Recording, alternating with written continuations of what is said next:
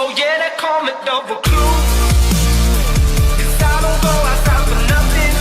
No one's gonna make me leave this room. So hello there everyone and welcome, it is Niran here, and today it's time for us to bring you the next episode of the PlayStation 4 Talkshow, the AOR Talkshow. This is episode number 3 obviously, no, episode number 2, is this episode number 2 technically? Episode number 2 technically, but it's the third one after the announcement. Episode number 2, technically speaking, of the PlayStation 4 AOR Talkshow, and we've obviously had 2 rounds now of the season. We obviously went over Australia last time and previewed Bahrain, whereas this time we're going to be going over the second round of the season being Bahrain, and then checking out the China Grand Prix, the Chinese Grand Prix when it comes to a preview. But as always, I'm not alone. There's not one of us doing the talk show. There is obviously, more than one, multiple people, but we've got 2 today, and I'm joined by Pepper. Yeah, hello guys, and good luck doing a talk show by your own. Can you imagine? The scenes? Good luck with that. But yeah, sadly this week we don't have either Dan or Shane to help us, but as you'll be able to discover, I think Dan wouldn't want to be here anyway. But first things off, obviously we'll start with the qualifying report for Bahrain, and surprise surprise, it was a Renault on pole position, and it was the Spaniard Nervo Tank once again, this time by 4/10.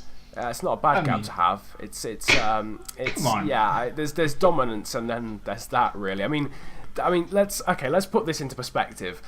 So Nervo Tank in the Renault took pole by just over 4 tenths per second, right? 4 and a bit tenths per second. The next 4 and a bit tenths per second takes you down to 15th on the grid. Okay, so Nervo Tank had the same gap between first and second that split second to 15th on the grid, which is a lovely example of how close this league is in the midfield. Well, it's not even the midfield, it's like second to 15th throughout the majority of the field, but also shows how ridiculously quick Nervo Tank is. I mean, he was dominant in that qualifying session. We did have a big shot in the Ferrari? Yeah, the Ferrari. In second place on the grid. Desim Pele missed out on second by half a tenth of a second. He was third in the Mercedes. We then had Jay Thorne, the Swedish driver, in the Haas. He was fourth in front of Bimu and Ali Kidd.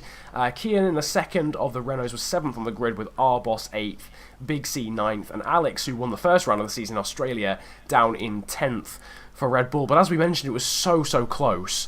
All the way through the field, and that's apart from first, glossing over first, it was extremely close all the way through the field, which is very promising for the whole season to come, really.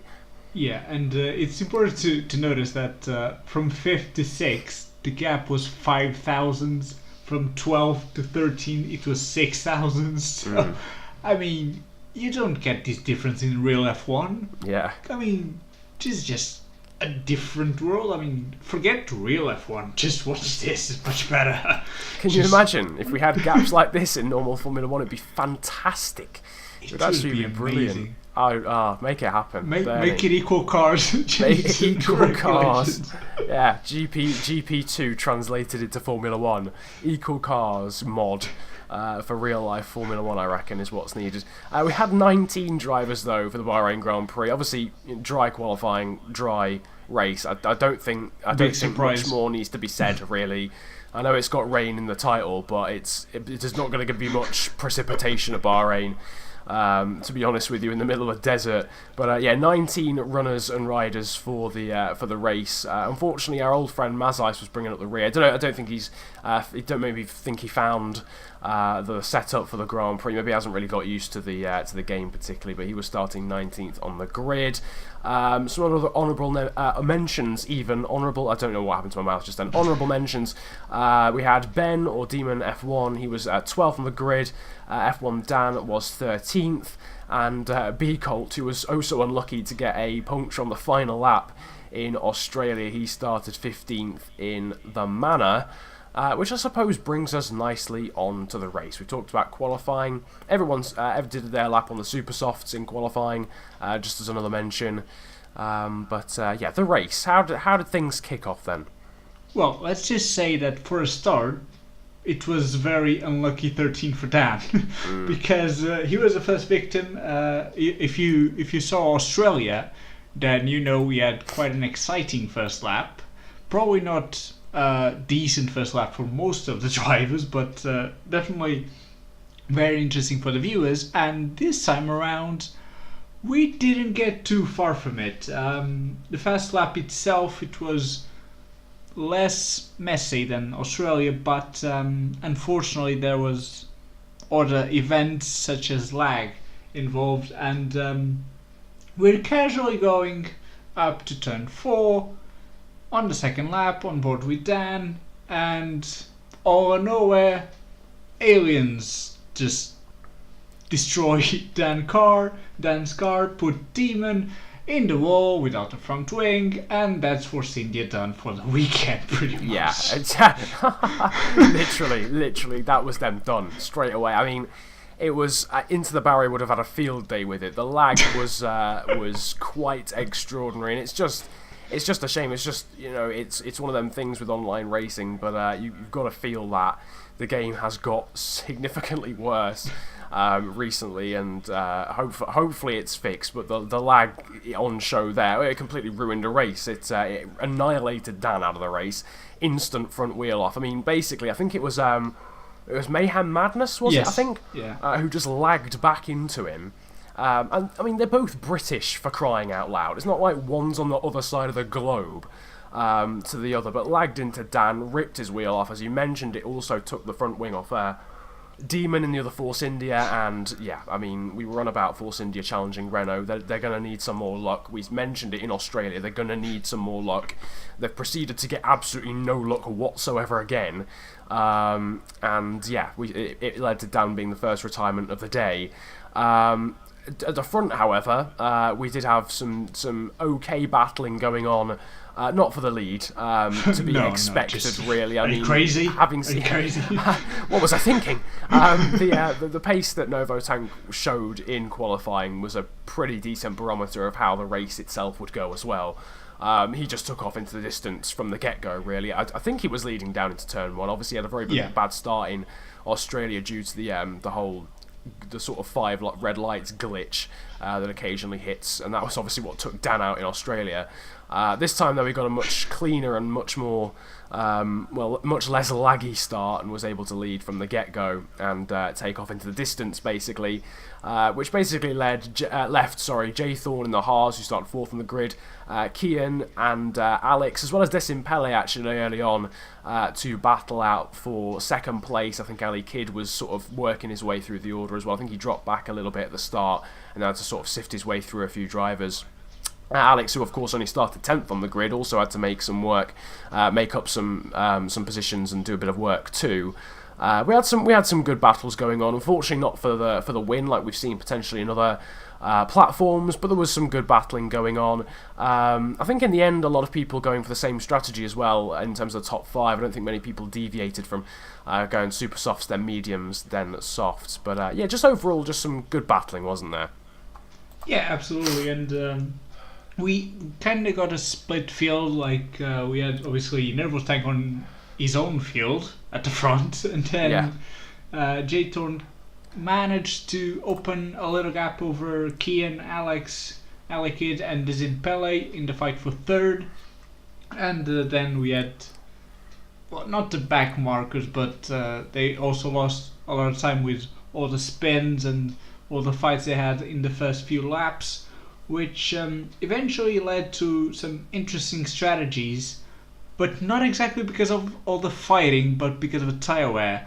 But yeah, as Niran said, the top 5 were pretty straightforward in terms of strategy, with the top 3 eventually doing a super soft, soft and medium, and 4th and 5th doing super soft, medium and soft, so 2-stop being the preferred strategy for the win at least.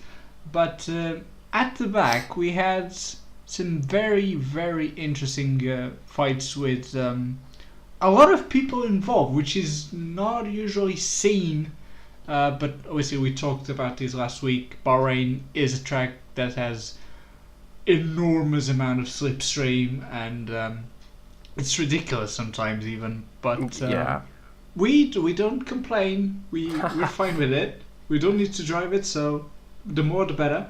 But that led to maybe a bit more boring mid parts of the race, but what an ending! Yeah, the ending was a madness. That's to be, that I can confirm that. We'll leave people in the dark just so they can anticipate it a little bit more. But yeah, as you said, the middle part of the race was basically the odd people. I mean, I think there were a few people that started on harder compounds at the start, so the middle stint was basically the people who started on super softs at the front, aka Kian, Ali Kid, Alex, and Desimpele, just basically passing slower cars on the slower compound tyres. So there weren't really any overtakes happening for net position. There were just people just sort of ebbing and flowing through the order because of the different tyre compounds they were on. As you mentioned, the strategy was sort of linear for the people at the front. There were some people who tried different strategies actually, and we'll get onto that when we go through the results actually, because there was one strategy in particular that was really intriguing, that dealt someone very well, but we'll get onto that a little bit later. But as you said, the end of the race, oh my word, we had basically nothing going on until I think lap 24 we saw Alex have a bit of a spin off the back of the Renault, I think, of Kian. Yeah, Kian.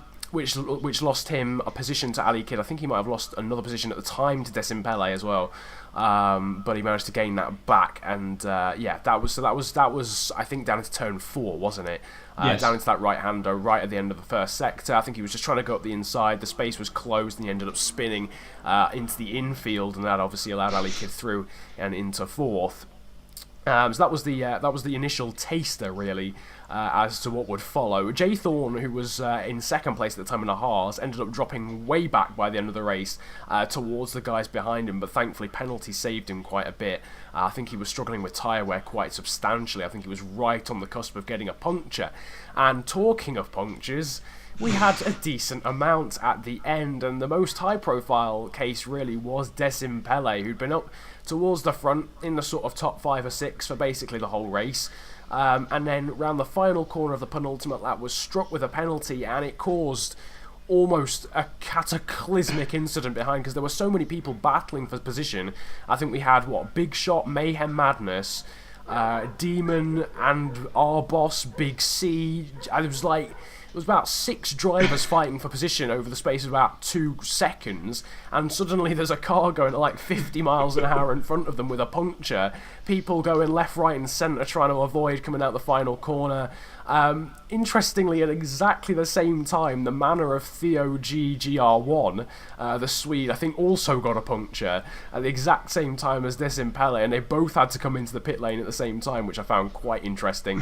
They were almost fighting for position going into the pit lane, both of them with only 3 wheels on the wagon, in essence. But there was some great battling going on from basically 8th down to 12th, I think, towards the end of the race. There was also a decent battle going on for 6th as well between B Colt and Arbos. But the main big battle was going on between 8th and 12th. So we had 2 punctures on the penultimate lap, and round the final corner, the final lap, Demon in the Force India, who clearly hasn't had enough bad luck this season so far, according to the AOR gods, got a puncture around the final corner, which I'm sure he thought had dropped him to 10th place, but I suppose the good luck was restored in the fact that the 2 people that passed him down the home straight between the final corner and the line both had 3-second penalties. So in the end, he was actually gifted that 8th place back, because of the penalties to Mayhem Madness and the Red Bull and Big Shot player in the Ferrari, which was a bit of a restoration of luck, I suppose. But they obviously finished in 8th, 9th and 10th respectively, but the winner of the race, unsurprisingly, was Nervo Tank, and he was a bit dominant, wasn't he? Just a little bit dominant. Just a little bit, just a tad. Just a little bit like Rosberg on the start of the season. Just yeah, it's fine. Just a tiny bit. Nervo Tank pretty much with his race, just a Sunday drive really for him at the Sakir International Circuit. Then Jay Thorne had a decent race in the end. I mean, not too complicated after getting a decent gap over 3rd. Kian and Ali really trying to fight for that 3rd place, but Ali Kid also running out of fuel coming out of the last corner. But there were a few I mean, if we count all the incidents we had on the last 2 laps alone, we had 3 punctures, at least one guy running out of fuel. Just, I mean, the lag can be bad, but the excitement of this race is just amazing. I mean, bring it on, bring more of this. Just, I don't care. Just allow Dan to finish one race this time, though. That would be ideal. That would be ideal. I think Dan needs to make one. it further than 2 laps into a Grand Prix. The 3rd lap is probably a new sensation for Dan at this point. I think he's probably forgotten how it feels like to get that far in the race at this point with the bad luck that he's had so far. But yeah, it's just standard PS4 AOR, isn't it, really? 3 punctures in the final 2 laps and someone running out of fuel across the line. Brilliant stuff. Just the absolute standard. We mentioned Novo Tank winning, Jay Thorne coming second. Keane was the final guy on the podium in the second of the Renaults, as they make a massive statement of intent that they're going to try and absolutely dominate this Constructors' Championship. As we expected them not to be quite honest with you, but it seems to be happening so far. Only 2 rounds in, of course, but that's a double podium for Renault now. Ali Kidd in the McLaren came 4th in the end despite running out of fuel across the line. Alex didn't quite recover in the end from that spin that he had with a few laps to go, so he comes 5th in the Red Bull and hence relinquishes his lead of the championship. B. Cole, this is the guy I was actually wanting to talk about quickly. In the manor, he actually, didn't he do a 3-stop? I'm pretty sure he did a 3-stop. Yeah, super soft, soft, super soft, and super soft to the end. So no mediums for him. Yeah. And I think, he was the only driver not to use the mediums on that race. Yeah, very, very interesting strategy. And you've got to say that it worked, that he came from 15th to 6th on the grid. I realise he would have been 7th without the penalty for Arbos, who otherwise came 7th in the Haas. But still, that was a massive gain in positions.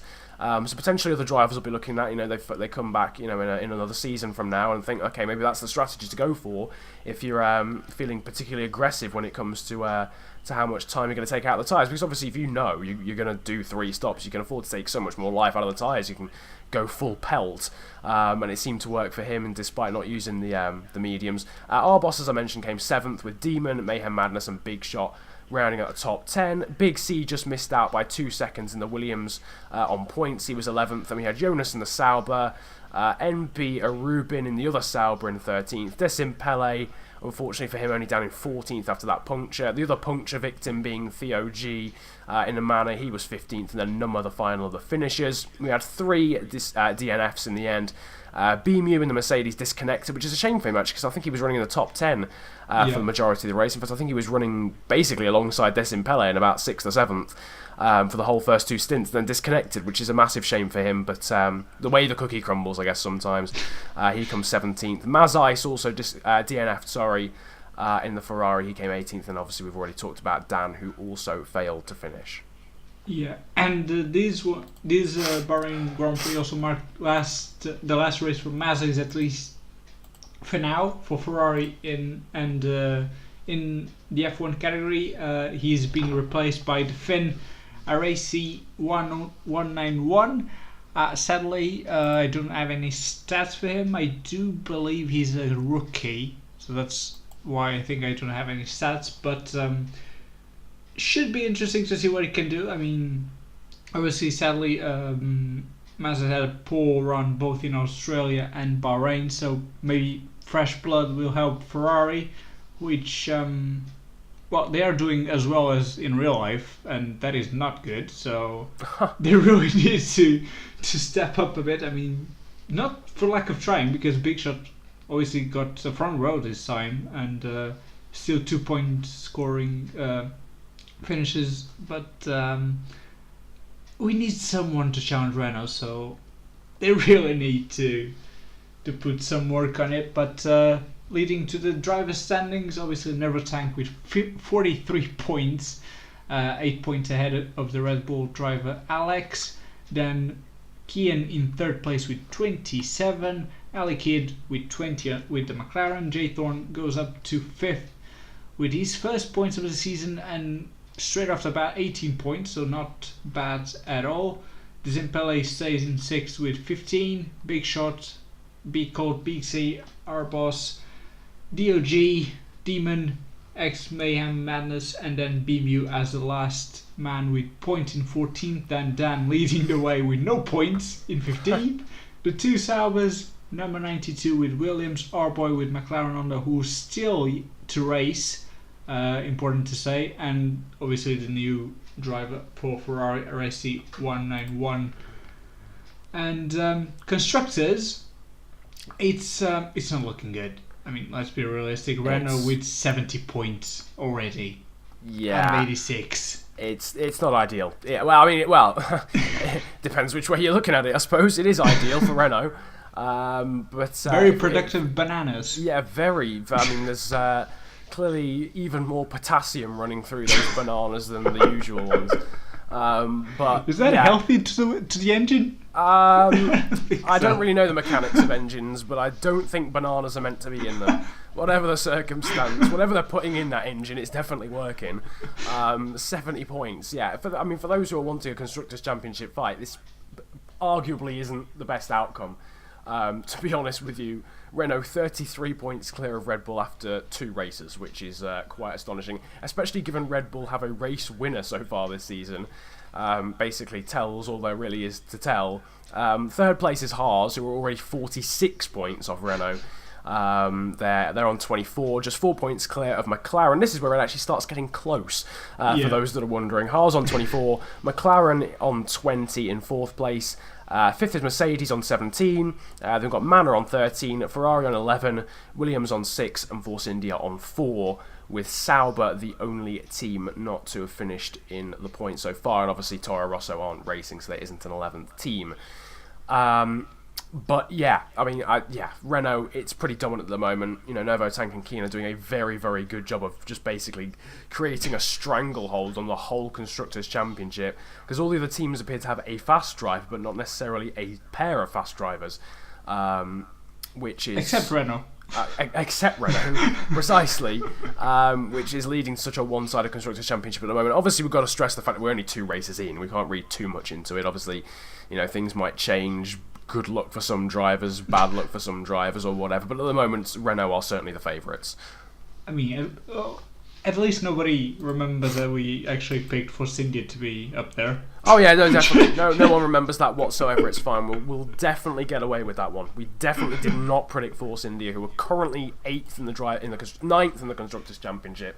Just 66 points off the lead. 66 points is surmountable. Don't worry about it, Pepper. 66 points. We can bring that back in 2 races. It's absolutely fine. There's nothing at all to worry about whatsoever.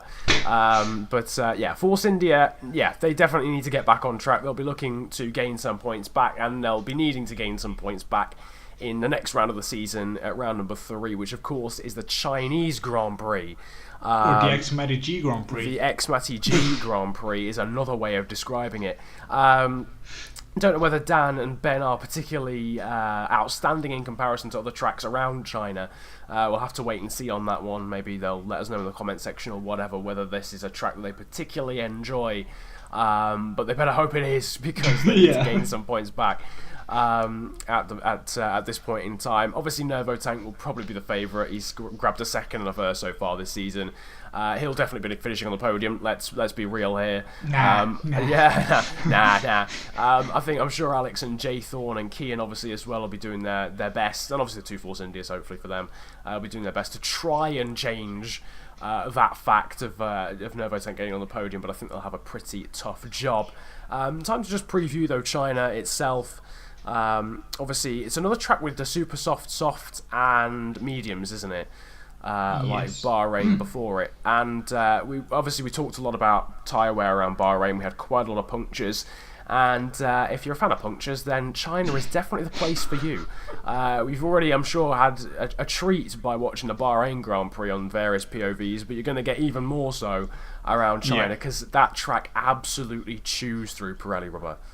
And just before we really get into it, I just want to point out that in Season 9, Novo Tank got pole position and fastest lap, so not promising at the moment, but as you were saying, tyre wear is probably the biggest issue of them all at this track, and I believe that we may see a lot more drivers using the softs instead of the super softs for the qualifying, purely because I don't think it will be viable to use the super softs, because you won't be able to gain enough of an advantage over the cars behind to make it worth it. I mean, I'm not sure what you think about it.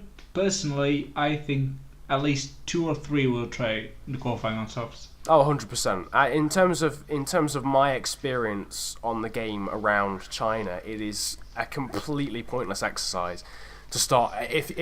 If you're someone who's even remotely hard on their tyres, it's a completely pointless exercise to start on a super soft. If you want to gain track position, if you're someone maybe that doesn't usually qualify in the top 5, maybe you're someone who sort of hangs around the fringes of the top 10, and you feel, maybe you don't want to be in the middle of the pack, you don't want to get involved in accidents, you'd rather start on a super softs and try and avoid any lap 1 carnage, because obviously, it's all well and good choosing a strategy in qualifying and saying, I'm gonna do a lap in quali on the softs, and that'll obviously get me further. But obviously, if you wipe a front wing off in turn 1 because you're starting 10th on the grid and the mid pack is an absolute horror story a lot of the time in online racing, it's a completely different story. It changes the race massively. So we will have a bit of a dynamic. I'm sure there will be a lot of people though going for, well, not necessarily a whole lot of people, but there will certainly be people going for starting on the softs, because as you mentioned, it's very difficult to make that strategy work, because you don't gain enough time that you lose by pitting an extra time, because you're only on the super softs for 4 laps. You can't gain 25 seconds back in 4 laps. So there'll definitely be some split strategies in qualifying. Yeah, and I think for the first time, probably the winning strategy might be a 3-stop instead of a 2-stop, purely because of that. And I know there's a 3-year gap between the games, but I do remember season 11 on PS3, the softs lasted like 4 laps. Yeah. And the mediums were like, we had to pit 3 times, and we were struggling with the mediums at the end of each stint. So I think it won't be too different in this game. So I think we could see a lot of mistakes from drivers trying to put themselves further ahead of the grid by staying out longer, and puncture galore is in store. And after watching Australia and Bahrain, I don't want to imagine how it's going to be turn 1 in lap 1. Yeah. Oh, dearie me. Yeah, well, I think, to be honest with you, I think Dan will just absolutely settle for just qualifying last on the grid, so that he can literally just watch everyone else and just pick his way through at this point. To be honest with you, he'll still get taken out. He'll somehow get taken out by the medical car at the back or something. But yeah, it's just the first corner around China is an intriguing one, isn't it? And it always causes incidents in real life and on online as well. It's a difficult corner to get right at the best of times, and when you've got sort of 6 or 7 people in your very, very close vicinity on the first lap, it becomes a whole different entity. Are you expecting to see an incident round there on the first lap? Would you say? Yes. If not at turn 1, at the hairpin. Oh, Jesus Christ! Which hairpin are we talking about? We're talking about the end of start. In all hairpins. Sector, all hairpins involved. All hairpins on the track. And be aware, we're talking if it's dry, if it's raining. Oh boy. Oh boy. If it rains, which is very likely actually, because China is a track where it rains a lot. Can I just say? On all F1 games, I think it's got a heightened chance of rain for some reason. Don't ask me why, but on 2016 for some reason it seems to rain there all the time. So we do have a very good shot, I reckon, of getting some rain either in the qualifying session or in the race. To be honest with you, I'd rather it be dry, because I want to see how these strategies play out. I don't think we're going to get many other tracks around the calendar where the strategy in qualifying and the race is so important. True. So I'd probably rather see a dry race, to be honest with you, which is not that usual, because usually we're always crying for rain, aren't we? Yeah, season 11, it was constant. We were always asking for rain. And they'd always listen to us. It kind of worked. Yeah, Sometimes it worked. So, yeah. But yeah, rain. I'm fine with the last 10 laps on rain. I mean, Yeah. it would be enough to see the different strategies and then people just spinning their rear tires like madmen. And I think the dry race will be in itself very hard already because obviously the tire wear and because the track is a bit complicated to overtake if you remove the hairpin out of the equation. So it will definitely be interesting, but if it rains, I'll just go and get some popcorn and watch the race because it will be amazing. Can you get me some as well? Because I'm definitely Sure. going to need it. If it rains, then I'm going to need some popcorn as well. It's going to be, to be honest with you, it's going to be a pretty good race, whatever the circumstance. Yeah. I just hope that we have a decent battle at the front. That's all I'm really hoping for. I hope that a few guys can bridge the gap between themselves and Nervo Tank around China. It might, obviously we don't really know particularly the strengths and weaknesses in terms of the tracks for each driver. It might just be that Nervo Tank is an absolute G when it comes to Bahrain. Perhaps he's not as good at China, but we'll have to see what goes down. All it We'll needs just have is to a hope bad for a good start. race. Yeah, all we need is a lag start again, and it's absolutely sorted. Look how good Australia was. Exactly. That's all we need. Someone get the lag switch going at Nervo Tank's house. Nervo Tank's house, and it'll be all sorted. It'll be all fine. Get yourself sorted, Cool Masses. We're asking you. Last season we asked for rain, now we're asking for leg starts. And that was on F1 2013. Think of the possibilities for 2016, a game they're actually focusing on. You never know. We could make it happen. Let's see how it goes. But yeah, it's certainly going to be a good race. We're certainly going to have some decent battles going on, and strategy is certainly going to be a massive feature throughout the race, I suppose. Yeah, agreed. And obviously, don't forget to check the highlights from Australia, but more importantly Bahrain, which has been the most recent. That should be up in Fizzy's channel probably this week. Actually, they didn't take too long for Australia, so yeah, pretty soon. So check them out, and obviously be a good guy and check the other platforms as well. But also, if you did enjoy the talk show, which so far you seem to have, there's been still an amazing response to every platforming. We couldn't really do much more, to be honest. We have 5 different people uploading as well. so it has been a fantastic start to the talk show. So you have enjoyed, leave a thumbs up, comment down below. If you enjoyed it and what you expect from China, and don't forget to follow everyone, 10 people in the description somewhere. The channels and Twitter will be there. Obviously, don't forget to follow AOR Talkshow on Facebook, Twitter, and SoundCloud. And I think personally, I don't have anything else to say, so I'll let Niran wrap this one up. Well, I think you've basically gone through everything. Yeah, Damn just check out everyone. The 74 people probably by now that we've got on the tour. Yeah, just make sure to check out everyone. Obviously, everyone puts a lot of hard work into the talk show, and I'm sure would appreciate you guys' support, which has been really good, as Pepper mentioned. So thank you all for the likes, the views, whatever, commenting, all that good stuff. We really appreciate it, and it's just really cool to see you guys enjoying the evolution of the talk show since last year.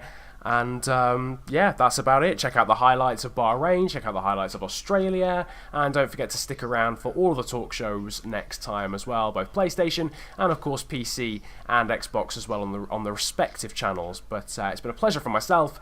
I'm sure it's been a pleasure from Pepper as well, and we will see you next time.